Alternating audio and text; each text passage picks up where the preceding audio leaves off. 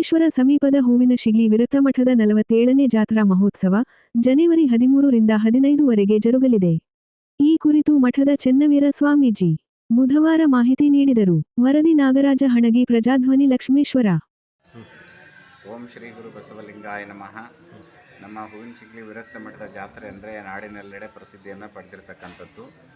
ಅದಕ್ಕಾಗಿ ನಮ್ಮ ಹಾವೇರಿ ಜಿಲ್ಲೆ ಸವಣೂರು ತಾಲೂಕಿನ ಗಡಿಭಾಗದಲ್ಲಿರ್ತಕ್ಕಂಥ ಈ ಒಂದು ಶ್ರೀಮಠ ಗದಗ ಜಿಲ್ಲೆ, ಹಾವೇರಿ ಜಿಲ್ಲೆ ಹಾಗೆಯೇ ಧಾರವಾಡ ಜಿಲ್ಲೆ, 3 ಜಿಲ್ಲೆಯ ಭಕ್ತರನ್ನು ಕೂಡ ಒಳಗೊಂಡಿರ್ತಕ್ಕಂಥದ್ದು.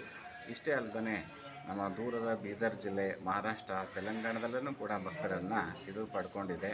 ಆ ಕಾರಣವಾಗಿ ನಾಡಿನ ಮೂಲೆ ಮೂಲೆಗಳಿಂದ ಇಂಥ ಒಂದು ಜಾತ್ರಾ ಮಹೋತ್ಸವಕ್ಕೆ ಭಕ್ತಾದಿಗಳು ಆಗಮಿಸ್ತಾ ಇದ್ದಾರೆ. 13ನೇ ತಾರೀಕಿನವರೆಗೂ ಕೂಡ 1ನೇ ತಾರೀಕಿನಿಂದ ನಮ್ಮ ಶ್ರೀಮಠದಲ್ಲಿ ಕೊಟ್ಟೂರು ಬಸವೇಶ್ವರ ಪುರಾಣ ಕಾರ್ಯಕ್ರಮ ಪ್ರಾರಂಭವಾಗಿದೆ. 13ನೇ ತಾರೀಕಿನ ಬೆಳಗಿನ ಜಾವ ಲಿಂಗ ದೀಕ್ಷೆ ಹಾಗೂ ಅಯ್ಯಾಚಾರ ಕಾರ್ಯಕ್ರಮ ಇರ್ತದೆ. ಅಂದೇ ಸಾಯಂಕಾಲ ಪ್ರವಚನ ಮಹಾಮಂಗಲ ಕಾರ್ಯಕ್ರಮ ಇರ್ತದೆ. 14ನೇ ತಾರೀಕಿನ ದಿವಸ ಮಹಾರಥೋತ್ಸವ ಕಾರ್ಯಕ್ರಮ ಇರ್ತದೆ. ಅಂದೇ ಸಾಯಂಕಾಲ ಪರಮ ಪೂಜ್ಯರ ಪುಣ್ಯ ಸ್ಮರಣೋತ್ಸವದ ಕಾರ್ಯಕ್ರಮ ಇರ್ತದೆ.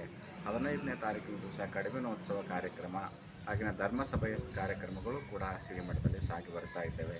ನಮ್ಮ ಜಾತ್ರೆಗೆ ಘಟಕ ರೊಟ್ಟಿ ಕರಿಂಡಿ ಜಾತ್ರೆ ಅಂತಲೇ ಪ್ರಸಿದ್ಧಿಯನ್ನು ಪಡೆದಿರ್ತಕ್ಕಂಥದ್ದು. ಎಲ್ಲ ಭಕ್ತಾದಿಗಳು ಕರಿಂಡಿ ರೊಟ್ಟಿಯನ್ನು ತಂದು ಶ್ರೀಮಠಕ್ಕೆ ಅರ್ಪಣವನ್ನು ಮಾಡಿ ಪೂಜ್ಯರ ಆಶೀರ್ವಾದವನ್ನು ಪಡ್ಕೊಳ್ತಾ ಇದ್ದಾರೆ. ಆ ಕಾರಣವಾಗಿ 2026ನೇ ಇಸ್ವಿ ಜಾತ್ರಾ ಮಹೋತ್ಸವಕ್ಕೆ ನಮಗೆಲ್ಲ ಕಡೆ ಭಕ್ತರಿಗೆ ಹೋಗಿ ಪತ್ರಿಕೆಯನ್ನು ಮುಟ್ಟಿಸೋದಾಗ್ತಾಯಿಲ್ಲ. ತಾವೆಲ್ಲರೂ ಕೂಡ ಇದೇ ಒಂದು ವಿನ್ನಹ ಅಂತ ತಿಳ್ಕೊಂಡು ಈ ಮಾಧ್ಯಮದ ಮುಖಾಂತರವಾಗಿ ನಾನು ಕೇಳ್ಕೊಳ್ತಾ ಇದ್ದೇನೆ. ಎಲ್ಲ ಭಕ್ತಾದಿಗಳು ಆಗಮಿಸಿ ಜಾತ್ರಾ ಮಹೋತ್ಸವದಲ್ಲಿ ತನು ಮನ ಧನದಿಂದ ಸೇವೆಯನ್ನು ಸಲ್ಲಿಸಿ ಪರಮ ಪೂಜ್ಯರ ಕೃಪೆಗೆ ತಾವೆಲ್ಲ ಪಾತ್ರ ಆಗಬೇಕು ಅಂತ ತಮ್ಮಲ್ಲಿ ವಿನಂತಿಯನ್ನು ಮಾಡಿಕೊಳ್ತಾ ಇದ್ದೇನೆ.